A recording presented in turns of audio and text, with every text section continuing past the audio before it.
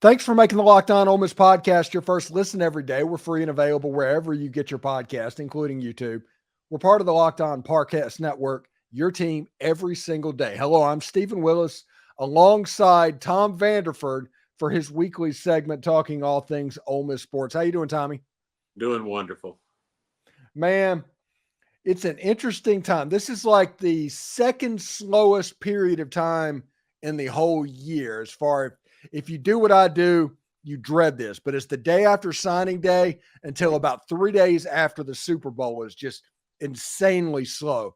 And it just doesn't help that there's not a lot of storylines, but Ole Miss roster is 95% done. There's one more transfer portal that can happen. There's going to be another thing where people sign up and go. But Ole Miss's roster is about 95% done. What do you think of where they are, and what do you think they might be doing in the near future? Well, I think they're in wonderful shape. They may look for another defensive end for depth, since we didn't get Green. It just depends, I think. They're going to wait until after spring and see who's in the portal. The defensive lineman from Michigan, they may bite at him, but they'll wait.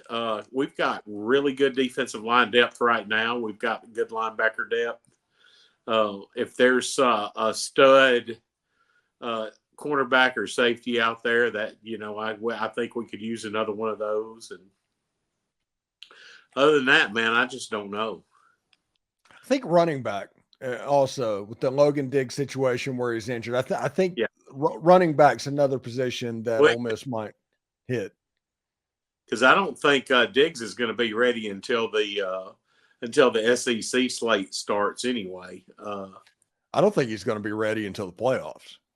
I mean, and they very well wait and use him in the playoffs. So I think he's a playoff get for Ole Miss. I don't think they're in the regular season. They're going to have to go get somebody to help in the regular season. Yeah, that's a distinct possibility. Yep. Yeah, but Ulysses Bentley has had a little bit of a history of the injury bug. That's true. And you've got Kedrick Risano, and how he does. We don't know. He needs to get carries. He has all of the talent in the world, but we just need to see it. And I think Ole Miss needs another body that they can put in. They need a third player. Yeah, I agree. I agree. That makes perfect sense to me. Kedrick Risano, his high school tape's wonderful. But as far as I know, last year, you could have played him a little bit and redshirted him anyway, but I don't think he took any snaps last year. Well, yeah, most of all of it, he played in nearly every game, but it was on special teams. Right. So he couldn't redshirt, but nobody redshirts anymore anyway. That's true. Plus, we need, you never know. I think we will test it. We lost Jam, who didn't play a lot either, except on special teams. And you're right. We will probably test the waters at running back. And I'm sure there'll be some good ones out there after spring. Yeah, I have no doubt that there will be. So we'll see exactly what they do. Let's change the subject a little bit and go to basketball. Sure. Ole Miss played South Carolina, lost the game. It was a game that South Carolina was up by 17 points in the second half. And then Chris Beard changed his lineup over. He actually pulled Juju Murray and Jamin Brakefield out of the game. Austin Nunez got a lot of playing time. It's Chris Beard, just as Tim Thomas said, he just drew a line in the sand, and once Ole Miss, a couple of players crossed it, they weren't going back in the ballgame. Yeah. I think he sent a message, and hopefully at the back end of our schedule, it'll do some good. I think we need to win, 5-6 more games to make it in the tournament, but that's just me. I think the goal for Ole Miss basketball should be 9-9. I know the NCAA tournament, but Ole Miss at 22-23 wins I think that team's going to make the tournament. Yeah, which is amazing after 13 last year. So, yeah, it's extremely bright in basketball. But after the South Carolina game and the comeback that was almost Ole Miss had 3 possessions with the ball in the air to tie the ball game. And they just couldn't get it done. They ended up losing that game. This is going to be kind of a get right week for Ole Miss basketball. And I talked to Tim Thomas earlier in the week, and he said he played for Bob Weltlich, who is another disciple of Bobby Knight, just like Chris Beard. And he said, I recognize what was happening there. That was a significant emotional event that was happening right there. And he thinks that they will respond. I'm sure he's remembering exactly what he said. He told a story about Elston Turner guarding Dominic Wilkins and how Weltlich had one of those type events with him in the first half. And then he benched him at the start of the second half and said, when you're ready to play defense, let me know.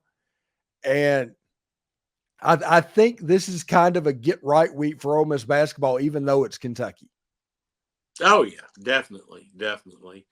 And hopefully they will. I mean, it's a tall task playing Kentucky and Rupp, and I don't think anybody expects Ole Miss to win that game, but you never know. That's why they play games. Yeah, seriously. Yeah.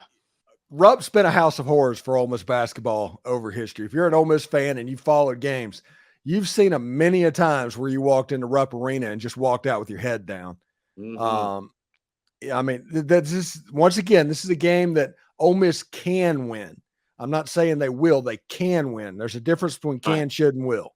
Right. Exactly. And they're going to have to play well. Kentucky's ranked. They have a couple of really good players, but if Kentucky's not right, if they're not on, you can get them. That they've proven gettable when they're off. Yeah, that's true. Basketball's a strange game. You can, you could absolutely, Ole Miss could absolutely go into Rupp and win. Is it probable? No. Is it possible? Yes. Changing the subject, baseball's about a week away. Are you going to Hawaii? Sir? Oh, no, sir. Yeah, in my dreams.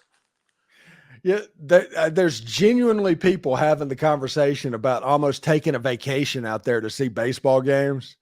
And it's like, if I'm going to Hawaii, I'm not watching a baseball game. No, gosh, no. Yeah. I don't ever have to worry about that. I got all that traveling out of my system with 10 years in the Navy. And, it doesn't. I live right next to Pickwick Lake, and I really don't even care if I go out on a boat on Pickwick Lake. I guess I got it all out of my system. Listen, the duty station I was in Italy was right across the bay from the original Club Med. Oh, are you in Naples? No, I was in La Maddalena. Oh, okay. Oh, dude. Awesome duty station. Yeah, it's on the Costa Smeralda, crystal clear water. Oh my goodness. This is the reason that I live in Florida, because those 2 years ruined me. Oh, heck, I don't blame you one bit. Yeah. I need palm trees. I need warm weather. I need that lifestyle. And Florida's the closest that the humidity gets to it, because it's not so humid over there. But the look of it is very La Maddalena here. Yeah.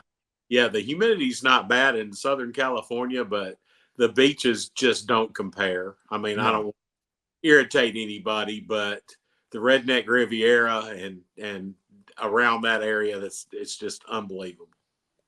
Yeah, and once you go down to like Clearwater, they named it that for a reason. You just look out there, it's like this is nuts.